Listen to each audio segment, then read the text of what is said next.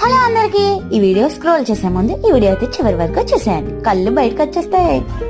ఏంటో తెలుసా, ఒక చైనీస్ అబ్బాయి ఈ వంటకం చేశారనమాట. ఇవి ఏంటో తెలుసా, మామిడి తొక్కలు అనుకోకండి, పప్పులో కాలేసినట్టే. ఏంటో తెలుసా, బంగాళదుంప తొక్కలు అనమాట. వాటితో అయితే ఫుల్ చిప్స్ చేసేసాడు. నేనైతే షాక్, ఈ వీడియో ఎలా చేశారా బాబు అని చెప్పి మనం కూడా ట్రై చేసేద్దామని చెప్పి నేనైతే ట్రై చేశాను. నిజంగా చాలా బాగున్నాయి, చిప్స్ లానే ఉన్నాయి, తొక్కల్లా అస్సలు అనిపించదు.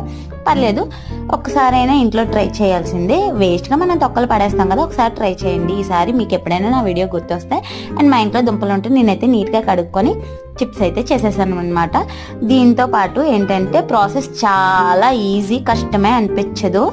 తొక్కలు తీసేసిన తర్వాత దాంట్లో కొంచెం సాల్ట్ వేసుకుని బాగా కలుపుకున్న తర్వాత వేడిగా ఉన్న నూనెలో వేసి బాగా వేగనిచ్చేసి బయటికి తీసి అందులో జస్ట్ కొంచెం కారం ఇంకా జస్ట్ సాల్ట్ వేసుకొని బాగా కలుపుకొని, మా ఇంట్లో సాస్ ఉంది కాబట్టి నేను సాస్తో తిన్నాను. సాస్ లేకపోయినా ఏం పర్వాలేదు.